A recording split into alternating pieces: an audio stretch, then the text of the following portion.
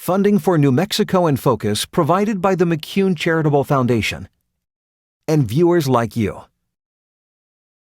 This week on New Mexico in Focus, how housing problems in New Mexico have been compounded by the pandemic. Albuquerque, like almost every other place in the country, you cannot afford a 2-bedroom place if you're working 40 hours at minimum wage. Plus, reaction to Deb Haaland's confirmation hearings at the U.S. Senate. New Mexico in Focus starts now. Thanks for joining us this week. I'm your host, Gene Grant. We have reaction to Ms. Haaland's hearing and what appears to be her likely confirmation from both the line and a panel of Native women who says she's leading the way for the next generation. The line also talks about the state budget, which just passed the House of Representatives this week. We start with the tough choice faced by school boards across the state when it comes to sending kids and educators back to school. The Albuquerque Public Schools Board of Education said last week that it's too soon to bring students and staff back to buildings, even in a hybrid model. Now, faced with a ticking clock and a short supply of vaccine, the board decided only certain groups of students should return.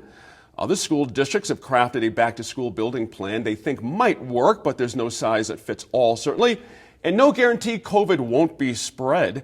Here to hash it out, our line opinion panel, joined by Merritt Allen of Vox Optima Public Relations, Crystal Ciarza, another one of our PR pros. She's from Ciarza Social Digital, and a former state senator who now heads the New Mexico branch of the Working Families Party. That would be Eric Griego. Eric, thanks for joining us. All right, we've talked a lot about this since the calendar turned. Most educators agree kids learn better in a classroom setting, but that's a much different story when safety comes into the picture. And Merritt, there's science out there that says this is doable. There's also a ton of logistics to ramping up in-person learning. Does it make sense to call that part of the year just a wash and try to do it better when students return this summer? Is that a better way to do this? Well, I think no one was surprised that APS has made this decision. It's simply too large an effort to pull off before the end of the school year, and the expense to turn it on and for the short amount of time. And I think it points to the fact that either APS has got to become more nimble in its management and bring in some real agile practices, or it needs to seriously look at being segmented. Mm-hmm, mm-hmm. Hey, Eric, go ahead. Sorry. It's too big to succeed and too big to fail. Just to make sure we're all clear on what you're saying, you're talking about APS as a unit is too big, not the task itself, but it maybe breaking up APS. Is that what you're saying? It's unable to really respond quickly, just in terms of its physical plant, in terms of a lot of things with its current management style. So either it's got to kind of change its perspective on how it's managed, or it seriously needs to be broken up. Gotcha. Eric, the idea of vaccinations, you're seeing this happening across the country. Some states are, teachers are vaccinated, some states aren't. We're in the aren't category over here. Was this a bigger issue than maybe the governor might have anticipated, the idea of having teachers vaccinated before they went back to school? I'm no apologist for APS, but this is an area where I think other levels of government have sort of really fallen down on the job. I mean, I think if we would have had a serious plan for implementing vaccinations and could have prioritized educators across the country, but certainly New Mexico, because we're a small state, and I think we're actually in the top states in terms of getting vaccinations out, but just getting hands on it has been the tough part. So I don't think it's unreasonable for educators to say, look, this is, I have an elder at home, or I'm worried about my own health, and that they should be prioritized. The other part of that, I think Merritt alluded to this, is, APS is a big school system, and to really be prepared, I mean, we kind of know what needs to be done. First and foremost, get as many people vaccinated, hopefully prioritize educators and educational staff, right? But there's a lot of schools that are smaller and smaller districts that have figured this out in New Mexico and around the country. But you got to have a mask mandate. You got to have the social distancing in the schools in place. You have to have the ventilation in place. You have to have contact tracing. We know all the pieces that make it as safe as possible. It's not 100% guarantee, as we all know. But the mere size of APS and the fact that I don't think that other levels of government have been as prepared to help a big school system like APS get ready, I think is part of the problem. And I have a 12-year-old at home, and he's doing fine virtually. It's all virtual where he goes to school. But, he, like many kids, just really, really are just sick of this. So they got to have some human contact. And we as have to figure this out. And it can't just be on the governor. It can't just be on APS. Certainly can't just be on the federal government. Like, we have to figure this out sooner rather than later, because I do think the social emotional piece of this is really going to take a deeper toll than folks realize, not just like grades. I mean, but really, what does it mean if you're losing a year of social interaction, I'm afraid of the studies that will be coming out 3 to 5 years from now and show us all just exactly what you're saying. It's troublesome. Crystal, interesting that Merritt brought up APS and its ability to manage this due to its size. But you got, districts out there like Taos and Farmington. They have different plans to go back to in-person. Is this really a size question, or is it really just about competence and getting ready and, doing all the things that needs to be done? What's your sense of it? So my sense on it is actually based from doing the actual research. I spent some time speaking to educators before knowing that this was going to be a topic on the panel today. And I spent some time also looking at the independent school perspective, especially as an independent school parent. Right. And it is size. It's also tactical implementation. It's also demographics. And why do I say it in that fashion? So the size of the district that many people don't realize is that APS is one of the top 10 largest school districts in the country. Implementation is also something to consider, that every school has about, a couple thousand kids that have custom plans to their lessons in terms of what classes they attend, what programming they should be in, what specialty groups they should be placed of, whether it be special education, athletics, or something along those lines. And then the third part is, the logistics of it all. So the perspective of time is something to take into consideration. Mm-hmm. The teachers only have about 5 weeks left to teach after, theoretically speaking, after spring break, which is when approximately in school would be. And doing and from the teachers, or at least from some of the individuals that are in the union, they feel that 5 weeks, overhauling their curriculum for just 5 weeks of instructional learning is not worth the effort, according to what teachers are saying. And the vaccination causes major problems, because a teacher's job is to help a student. That's their mission, and that is their MO, why they wake up every morning. But at the end of the day, they're there to protect their own families, and their families are first. Which is the last point that I wanted to make about why this is such a challenging issue, is that APS is so large that the demographics of students are the demographics and studies of the different families and the different teachers differ, that nobody can agree. So in a recent board meeting, they referenced, in the APS board meeting, they referenced that they did a survey among the teachers and the parents. 75% of teachers don't feel like they should be going back into the classroom, considering the timing and also the vaccination issue. On the flip side, when they interviewed the parents, depending on what part of town that you went to, 75% of parents felt that they should go back.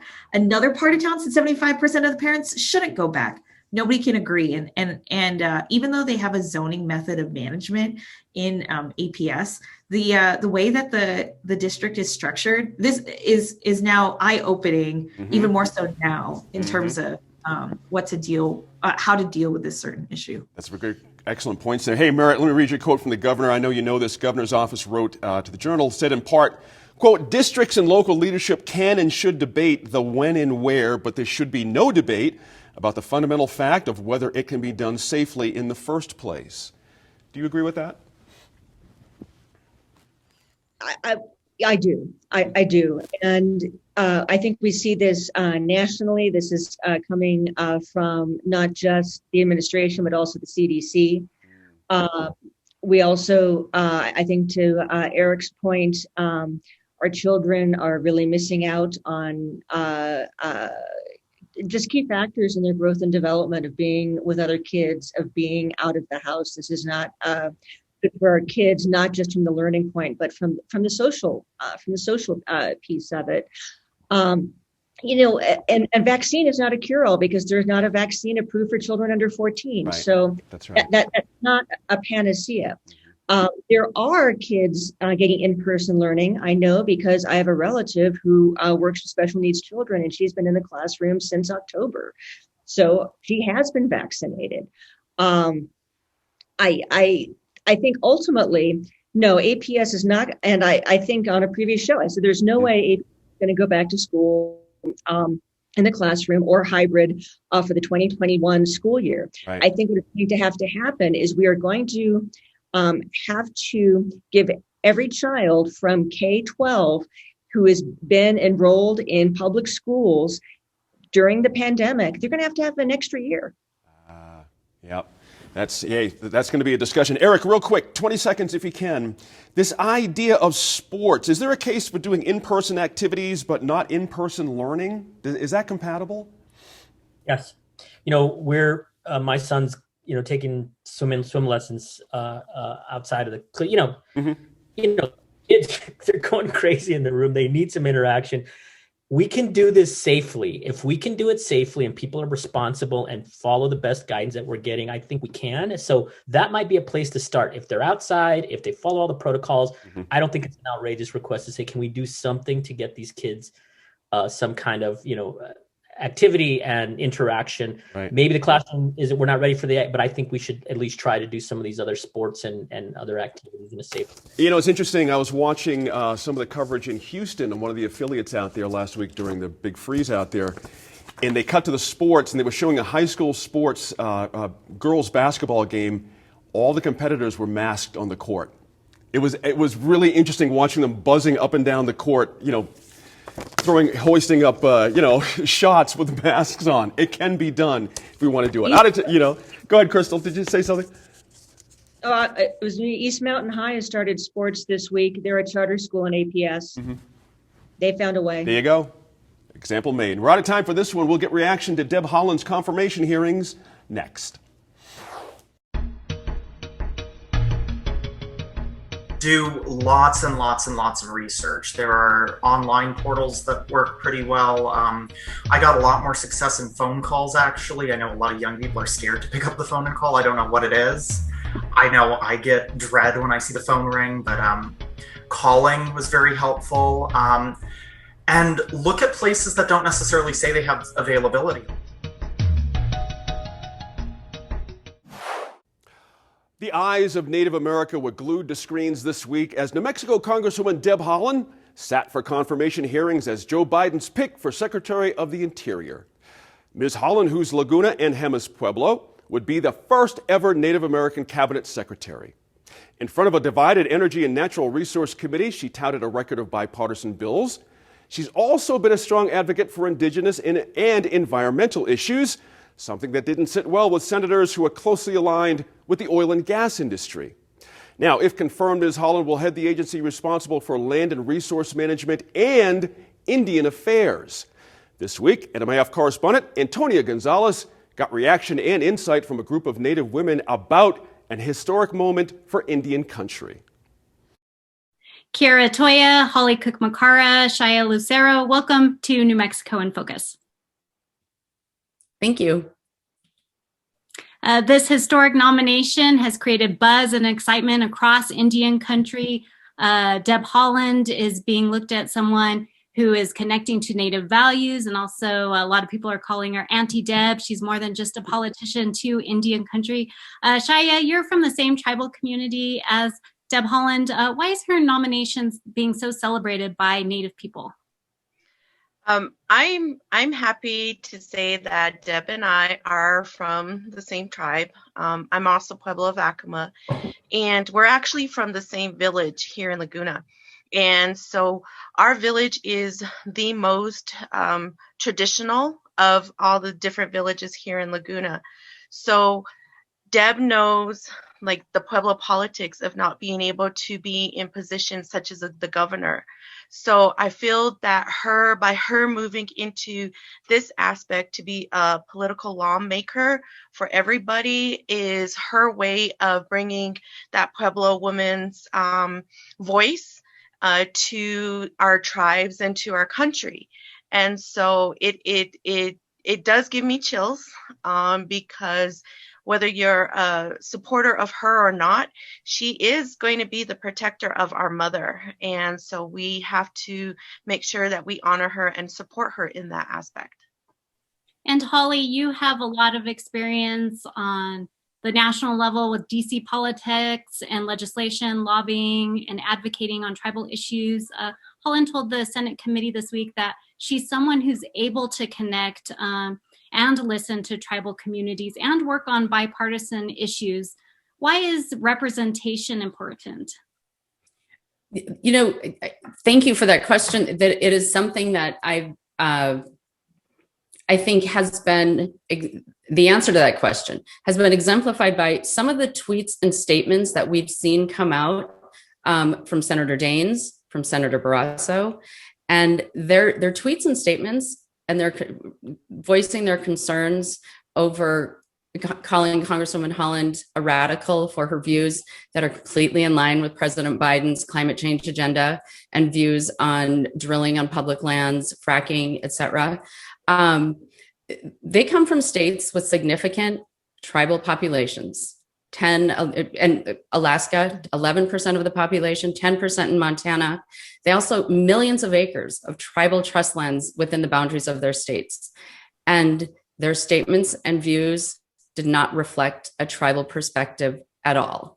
And in fact, Congressman Rosendale, in response to the tribal concerns that were aired from Montana tribal leaders, from State Senator Jonathan Windyboy to Tribal Chairman Andy Work at Fort Peck, I think, and he called those views pathetic, and doubled down on the statements that they'd made.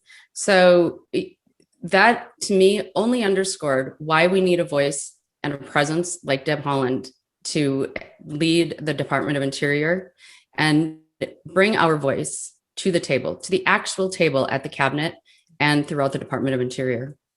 And just to add to that, of looking at a Native way of thinking, Native representation, Native views on the world, just expand on that a little bit, Holly. Deb's approach, and that Native women, as we all know, look at our panel, have been leading the way for a long time, and both in our communities and without, and certainly I think have led the way in getting the support, our community support, and really standing behind Deb as she's gone through the run up to the nomination and beyond. But her approach and her recognition as the highest ranking freshman in introducing and passing legislation in the 116th Congress, the last Congress, she passed more bills than anyone else in her class with bipartisan support, which Congressman Don Young, from a Republican from Alaska, who walked across the Capitol and introduced her and repeatedly emphasized her bipartisan efforts to pass legislation, her willingness to work together, her willingness to listen and to consider the views from a 360 perspective. I think that reflects how we work in tribal communities. We don't consider singular views. We consider community impacts. We consider everyone that's affected. And I think that Congresswoman Haaland will bring that to the Interior, and she has a demonstrated track record of doing it as a member of the House. And Kiera, you're also from a community Haaland is connected to. She has Jemez Pueblo heritage. You're a youth leader yourself and work on Native youth issues nationally. What are you hearing about Haaland from people from Native youth in your community and beyond? Especially in my community, I think we are really excited to see Haaland, especially in this position. I have friends all over Indian country, and we're all like really excited, really happy to see her. We're really excited. we're all just like happy and just praying that she just gets through it. And Shaya, you're a businesswoman, a mother. Science and engineering are really important to you. You've also seen the impacts of COVID-19 in your community. Holland, during her confirmation hearing, said she would move forward President Biden's agenda on pandemic recovery. What do you hope she could do for Indian country in her capacity if confirmed as secretary? I think her biggest impact is getting Native Americans a voice. Even though the Department of Indian Affairs is maybe 10% of the Interior's entire job, we've never been able to bring our issues to the forefront. And so, like Senator Murkowski brought up the fact that Alaskan tribes are much different than the lower 48 tribes, and how the CARES Act funding was distributed was a real huge impact on the Alaskan Natives. And just a lot of people that, I was listening on Clubhouse, and I was watching Twitter feeds all morning, and a lot of the buzz was that people didn't realize the nature of the differences between the two. And so something like that, and educating others about our Native American views, is going to be very vital in having her as our voice.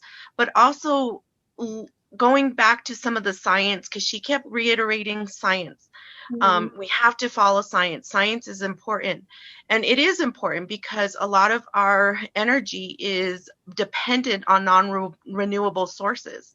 So I was even excited to hear like the senator from Maine talk about offshore wind energy. I was just like, whoa, I completely forgot about that.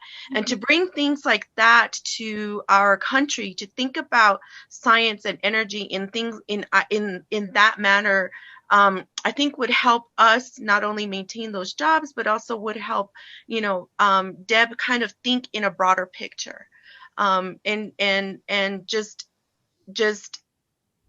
That is going to be very, very helpful to Indian country, and then as well as the rest of America.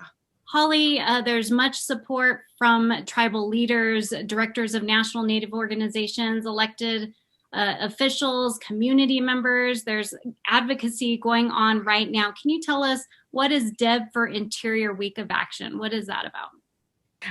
The Deb for Interior Week of Action has been put together by leadership at Illuminative and the Native Voters Alliance, Native Organizers Alliance, and Advanced Native Political Leadership. They have joined forces, and really they have tremendous skills in terms of providing social media content, providing the link to the letter that has generated nearly 15,000 letters going into members of the Senate Committee on Energy and Natural Resources. And that will be redirected. The committee vote for Congresswoman Holland is next Wednesday on March 2nd. So there's always a week intervening. And so as soon as she is, and notably just before we went on the air, Antonia, Senator Manchin put out a statement that he is voting for Congresswoman Holland, which guarantees her passage out of committee. He had said he was uncommitted 2 days ago. So that really indicates this was a successful week for her. So please keep an eye out. The illuminative.org or Illuminatives, if you go on their social media feed, or the Native Voters, Native Organizers Alliance, or Advanced Native Political, there's social media content, tweet storm, talking points, pieces that we can do to amplify the public support.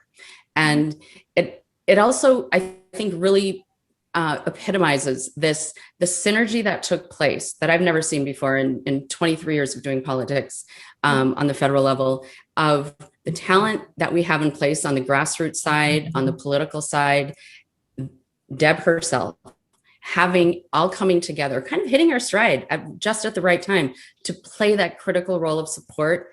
And then there's the organic non-tribal community, the climate change organizations, the conservation groups that have come together and are also all of that noise, all of those calls and letters that are going into the Senate Committee on Energy and Natural Resources is really critical. And as I said, we need do the power sharing agreement, giving the 50-50 split in the Senate. We only need, so a 50-50 vote means that a nominee will advance, a presidential nominee will advance.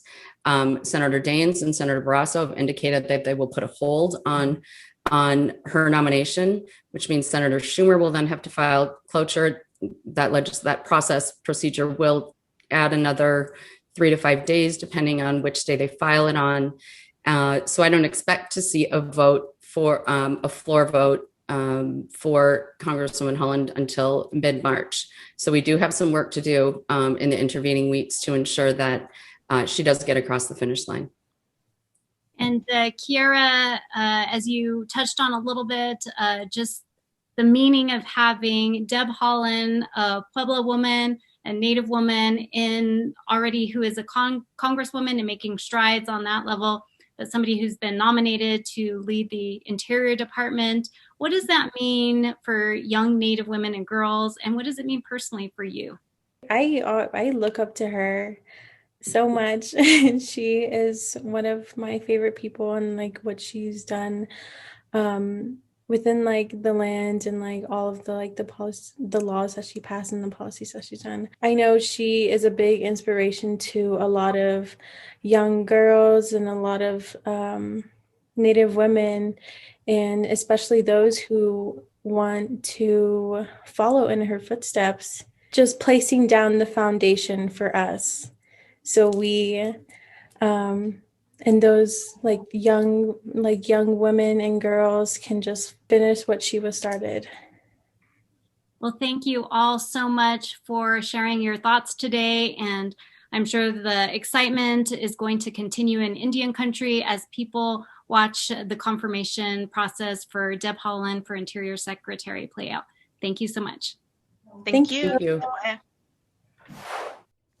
Hey, rave reviews from our panel of Native Americans who pointed out Joe Manchin's vote goes a long way towards winning a nomination. How did the line think the Congresswoman did, and what did we learn about her plans at the Department of the Interior? Eric, this pick was a big nod to progressives, and conservative senators went after Ms. Haaland for some of her views. She parried an awful lot, doing it well, saying she was advancing Mr. Biden's agenda, not her own. Was that a good enough distinction? Did you feel a good separation there?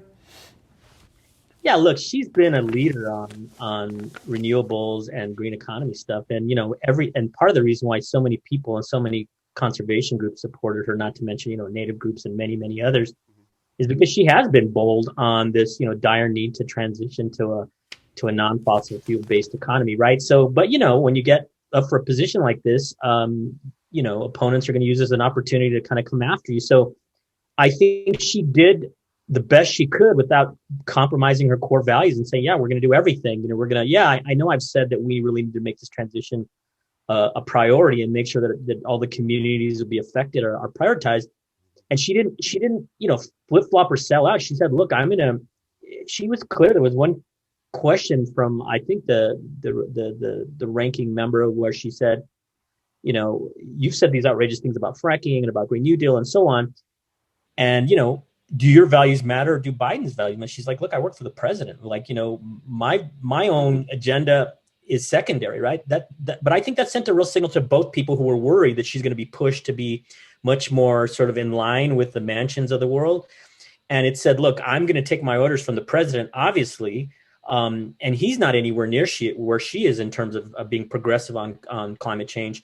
But she, the fact that she's there and she has a record of being a leader in this just climate change that we're talking about, I think she did the best she could. She did parry. I feel like there were a lot of cheap shots coming at her. I think the bottom line though is she got Manchin. I still don't know where Kristen Sinema from Arizona is. She's been sort of on the fence. Right. And if she doesn't get Kristen Sinema, she's going to need to get one of the Republicans. I still think that's possible. I think she has a few Republicans who aren't speaking out who will probably end up voting for her.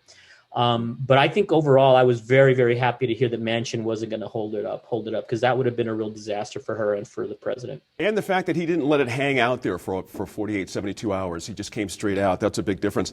Hey, Merritt, a lot of deflecting from Ms. Haaland about some of her views on Keystone Pipeline, fracking, all that kind of thing. And as Eric mentioned, she didn't, walk away from any of this, but she did not either dig her heels in terribly deep either. I'm asking this in this context. Let's assume success here and she gets the nomination. All these things are not going to go away. It just seems to me it's a prism how she'll be viewed by a lot of these folks in these Western states who have a little bit of anxiety about her. What's your feeling on that? Well, I think that was smart to not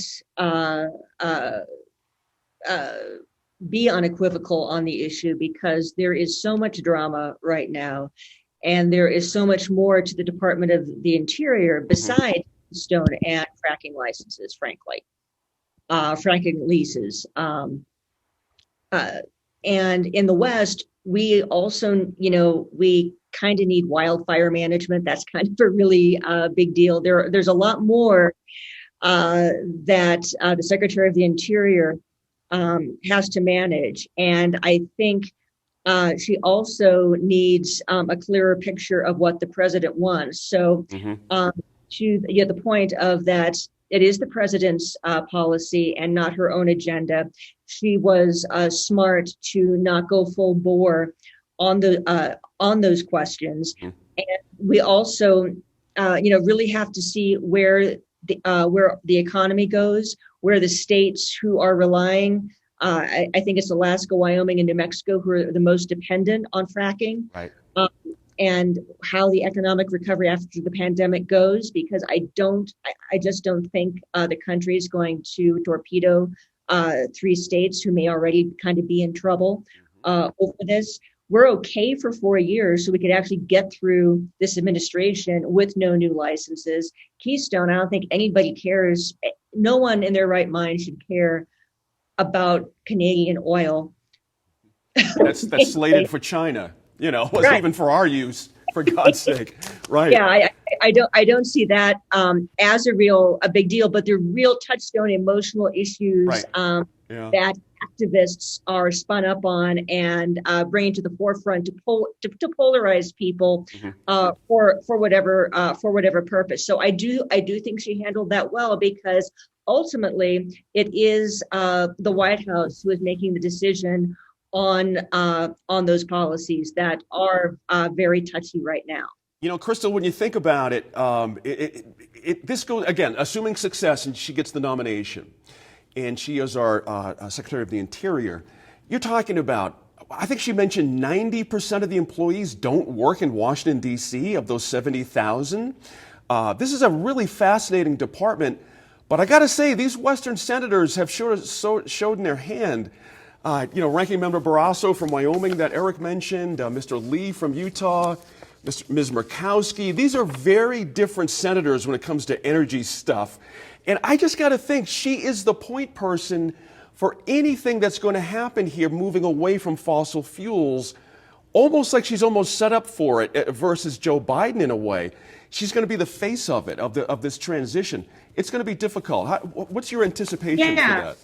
Oh, it definitely will be difficult, but I think one of the things that I think that the media throughout this entire process forgets, that she represents the people from the land that we stole. So I think that's kind of an important perspective to take into consideration, that she's representing the indigenous peoples.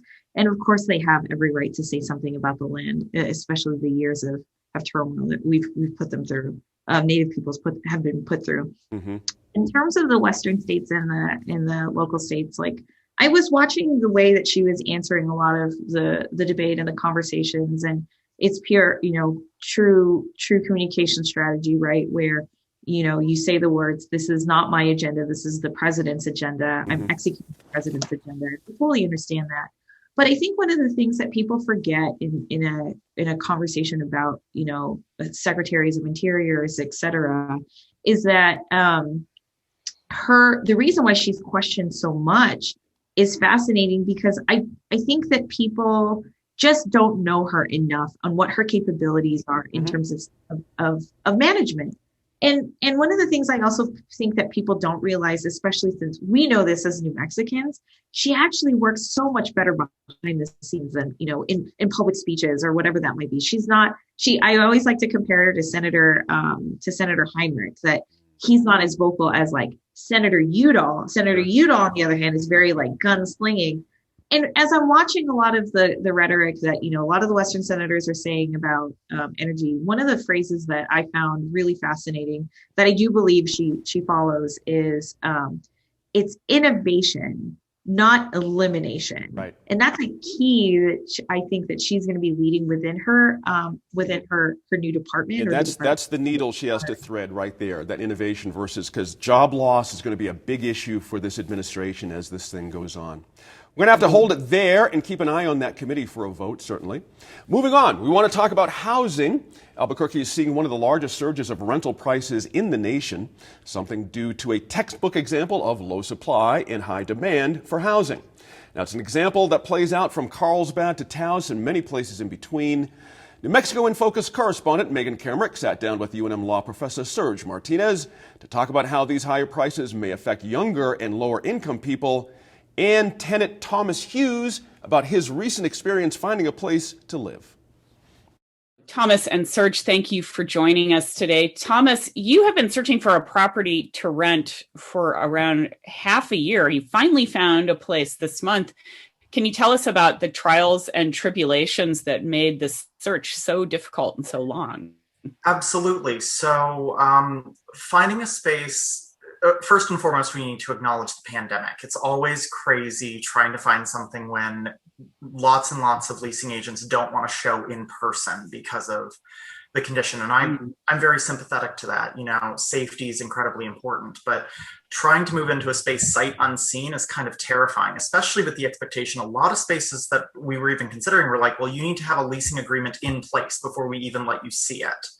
And then if you don't like it, then we can talk about canceling the leasing agreement. And that just didn't really sit right with me. That wasn't something that I wanted to do. And I thought that'd be a one-off, but I toured 16 different places and I threw out about 30 just because their expectation was I'd have to have something in place with them, either an approval or a leasing agreement, before they'd even let me see it.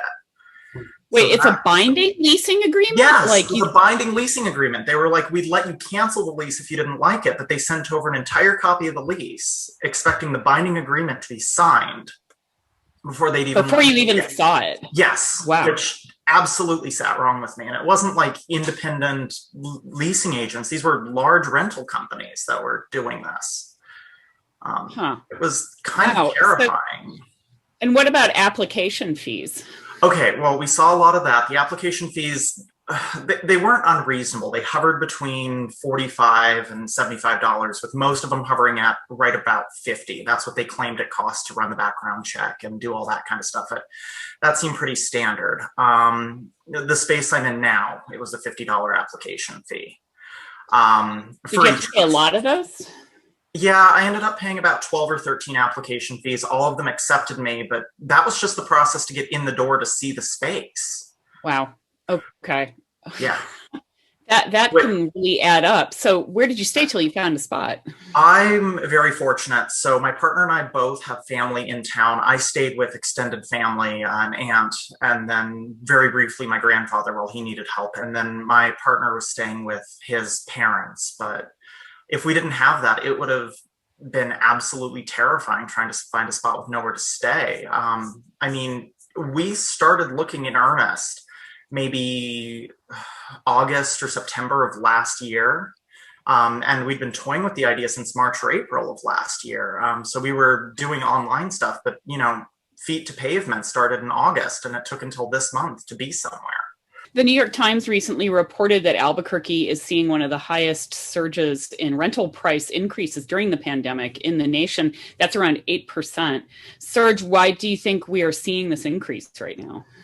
Well, there's less housing and more demand, right? The math is pretty straightforward. We have in Albuquerque seen, housing availability go down, housing affordability go down as well. And the number of folks who are trying to get into the places that do become available are, it's just growing.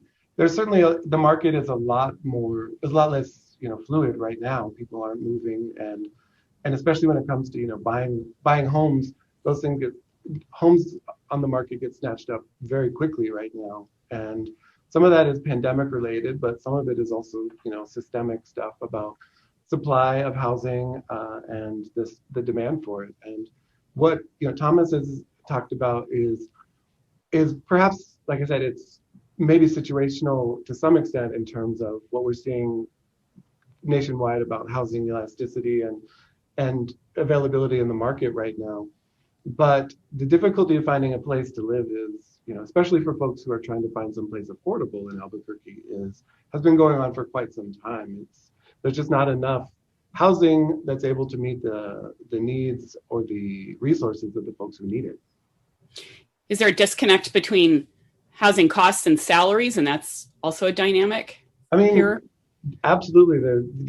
That's housing affordability comes two ways, right? The cost of the housing and the resources and the income of the people who are paying it. And Albuquerque, like almost every other place in the country, you cannot afford a 2-bedroom place if you're working 40 hours at minimum wage. And that's not atypical. That's not unusual. Like I said, I think there's no state or county around the country. There are probably discrete municipalities where you can. But in the state of New Mexico, Albuquerque's not unique. We have housing prices have outstripped minimum wage. And so folks who are down at that end of the market they're priced out. They can't afford a 2-bedroom apartment unless you work multiple jobs or have multiple people working or double up or do something along those lines. I mean, we've seen this in places, many cities, with an influx of, we all want more jobs here, well-paying jobs, things like Netflix, Amazon's building a warehouse. Do we have any indication if there's an influx of that and if it's driving some of these dynamics? I mean, any influx like that, and for builders as well and developers, the economics point towards the higher end of the market. It doesn't make economic sense to build affordable housing without deep subsidies, significant subsidies, or other ways to make sure folks can afford it. Starter homes, right? We've seen fewer and fewer of the starter home market homes being built here in Albuquerque because it just makes more, there's more money in building bigger houses. So what that does is there's more housing available for the people who have the means to do it, but for everyone else, the supply is decreasing and demand is increasing, and you see what happens. The math is not hard. We're also in the middle of a pandemic that's financially devastating. How does this increase or complicate, how does this increase the complication of living situations for everyone involved? Well, I mean, when you have reduced incomes, that makes it hard for folks to continue to pay rent or to meet, if they want to move into a new place, to be able to show that they meet any income guidelines. You have the reduced amount of money going into the system, disincentivizes landlords from putting places on the market if they're not going to be able to get folks paying the rent. It's an ecosystem, and without the influx of money that comes in, everybody suffers. If we don't prioritize housing as something that we want to make sure that we make it accessible to everybody. Have you heard stories like Thomas's? You're hoping this is extremely unique, but it sounds like some of the things he's encountering are systemic.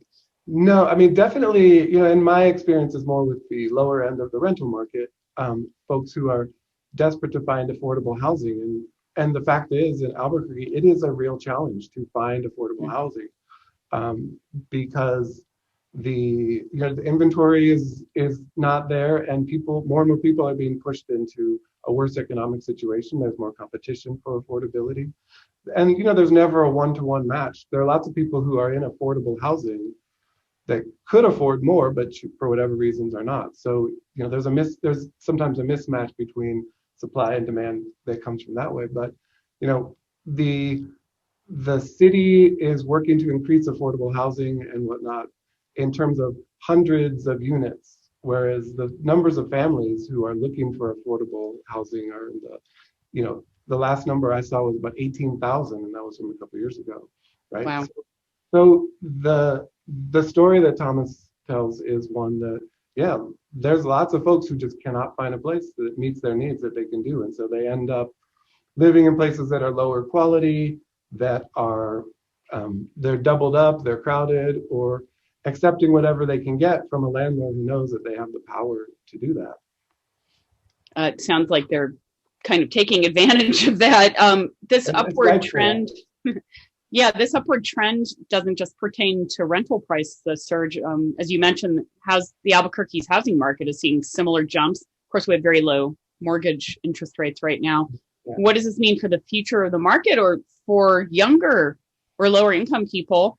I mean, I'm assuming Thomas would eventually like to be a homeowner someday. We actually looked at home ownership. My partner and I have pretty substantial savings that we've accrued. We were looking at, in the situation, being homeowners as opposed to renters, because we both intend to be here for a long time. And it just wasn't feasible. There were no starter homes really that fit our needs. Granted, we had some kind of funny demands. We wanted to be in decent areas of town, but approaching $165 to $200 a square foot in this city is ridiculous. We wanted to be homeowners. It wasn't feasible at this time. What does that mean for Albuquerque, Serge? Well, I don't think it's good, right? If you can only buy a home if you're at the high end of the market, and there's no affordable housing for rental and other folks who are down at that end of the market, what we're going to see is probably a less extreme version of what you see in other places, where people just get pushed out, where there's no ability for younger people especially to be able to become homeowners, or for folks who have historically, usually that's people of color, communities of color, aren't able to have that wealth that they've already got, can't buy a home, which is historically a source of wealth generation for American families. And you'll see the market, continue to spread, the haves and the have-nots. And down at the lower end, that's also a problem because of the availability. And prioritizing this is really important, right? As I've said many times, housing is a human right, and there's a straight line between commodification of it and a decrease in housing stability. By treating it as something that we are going to put resources into and make sure everyone has the accessibility, that's how we address this problem, not by hoping the market will solve this. It is not, it will not, it cannot. So Thomas, as we wrap up, we've been hearing what a headache this process was for you to go through. Any advice for someone trying to navigate the market in Albuquerque? Oh, goodness. I don't necessarily know if my advice is any good, but do lots and lots and lots of research. There are online portals that work pretty well. I got a lot more success in phone calls, actually. I know a lot of young people are scared to pick up the phone and call. I don't know what it is. I know I get dread when I see the phone ring, but calling was very helpful. And look at places that don't necessarily say they have availability. Like where I am right now, a unit just became available and we swooped right in. It was very much a timing thing. Had we not acted very quickly, we wouldn't be here. So be willing to circle back. If you like something, keep contacting and see if they have availability, see if they've got timelines. That's the best I can say. And hope that you find somebody honest. I mean, that's very important in this process. Hope that you find somebody honest. I want to thank you both for talking with us. These are really important issues to keep a sustainable, viable community. So thank you. Thanks a lot. Thanks, Megan. Thank you very much for this opportunity, Megan. We have a budget, and it's moving at the legislature. On Wednesday, the House overwhelmingly passed the funding measure for next year. It's about a 5% increase in spending, 4.6 directly, with a lot of money in it for pandemic relief and one-time costs. And Eric, as our former senator here, let me ask you this. We saw this one-time spending from the last adjusted budget, and lawmakers, unless I'm missing something, seems to have wedded themselves to this as a way to weather the pandemic. You know what I'm saying? Do you like this approach? Is this going to stick, or is this just the appropriate way to handle the moment? I'm a big Keynesian. I think a lot of folks up there, we have to have at times like this, with the economy struggling, we have to have the public sector sort of prime the pump if we're ever going to get anywhere near to full employment in terms of, getting people back to work and investing in core services for people, right? So I think it's the right thing to do. I know some of the fiscal conservatives are saying, oh, we got to tighten our belts. I think that's exactly the wrong thing to do. I think that's why at the federal level, there's been a big investment, and that's, by the way, that's part of this package. The federal money is a big part of this package. It's about $7.4 2 to 3 billion we're anticipating coming in. Yeah, absolutely. And that's the right thing to do. Obviously we're going to have to figure this out for the long term in terms of how fiscally sound we need to be. But I think in the short term, we absolutely need the state and the feds to really pump some money into this economy, get people back to work, build things, make sure we have the core services covered. And I think that's the right approach. I hope that that's what makes it through the Senate side. On the finance side, I think it is. I think there's a lot of agreement that we can't start cutting back now in the middle of a pretty major economic downturn caused by the pandemic. I think it's the right way to go. Mm-hmm. Patty Lundstrom had that same thought as well. This is not the time to be cutting government stuff. Merritt, interestingly, a key part of this was the Republican idea from the winter special session, you might recall, that give a break to low-wage frontline workers. That's part of the bill, certainly. What can House Republicans do with this win? Is there something in it for Republicans as well? I think there absolutely is. I mean, certainly as kind of a fiscal hawk myself, I see this budget and I feel seen. I think that was my millennial imitation there. I was kind of surprised it didn't get more support among Republicans, because I felt like the one-time spending, the pandemic stimulus was quite moderate. I felt like the state recognizes, okay, we have a big influx of federal cash coming in, and we recognize that, so we don't have to do as much with our own funds. I thought the pay raises were moderate, conservative. I felt this was a pretty, again, restrained budget, doing what needs to be done with the situation we have, which is unprecedented. So I was quite surprised, and I was so surprised at how the leadership of the House caucus was mixed, with Minority Leader Townsend voting for the budget and Whip and Caucus Chair Montoya and Dow voting against it. I found that very surprising. But I think there are some certain reasons. I know there's frustration with other bills that are held up that may have something to do with it. But no, I felt like it was a big win. I felt like Republicans got a lot. It's a fiscally, I found it to be quite a responsible budget, and I feel like Republicans should take this as a win and say we worked across the aisle. We have a budget that meets our needs, but maintains the cash reserve we need for the next crisis, and we don't know when this pandemic will end. Meredith, are you comfortable that the plan would use about $1 billion of the state's $2.7 billion cash reserves for one-time spending? That's pretty big. That's a pretty big chunk. You okay with that? No, but given the numbers that the Republicans have, given the mindset of both the Speaker of the House, the President Pro Tem of the Senate, and the Governor, I think it's the best we could ask for. Okay. So I don't love it, but I don't expect to love the budget. I'm satisfied with the budget. That makes sense. Hey, Crystal, talk about schools. Oh, go ahead, Eric. My fault. Just remember, about $700 million of that is going to small business aid. By the way, like there's a huge chunk of it that's going directly to helping small. So, like, just to be clear. There's a lot of money going in a lot of different directions, Senator. You're exactly right, and we're talking about $7.4 billion. By the way, I forgot to mention that number. Crystal, Rebecca Dow was just mentioned. She had an interesting point that her criticism was sort of an untargeted approach to boosting spending for schools, saying more money should be directed to districts that are doing in-person learning. Does she have a point? I don't think that, you think about targets, right? Or am I aiming at the red target or the blue target? And I think, in-person schools versus non-person schools, I think the blanket statement of education just needs funding, period, is where it's most important. And I don't know if she might have like a personal tick against some of the unions that might be out there, or she's not in support of, I don't know what her intentions might be.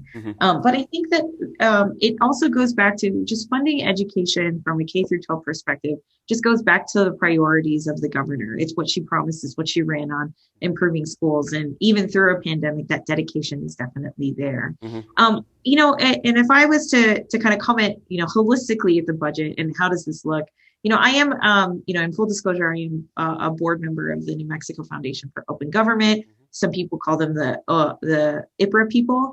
And I found that I'm glad that there's some sense of transparency on how this budget has been formed so far.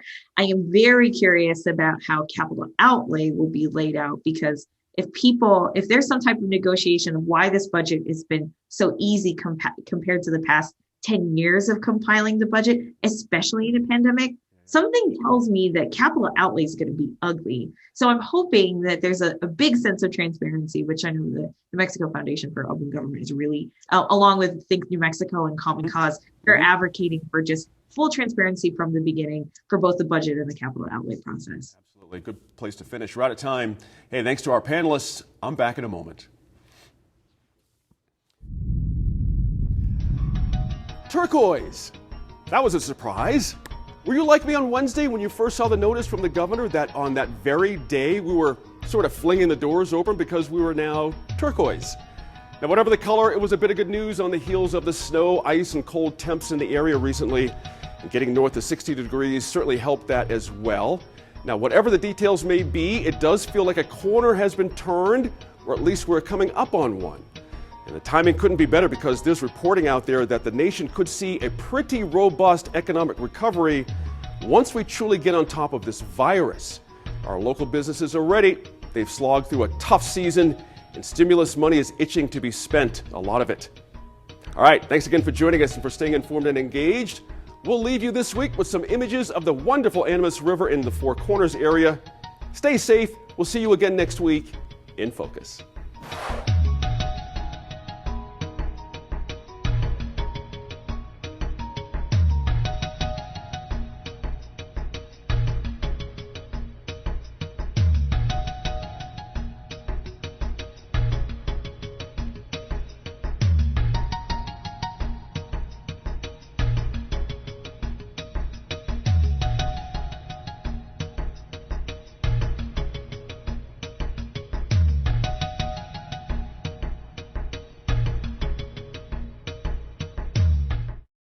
Funding for New Mexico in Focus provided by the McCune Charitable Foundation and viewers like you.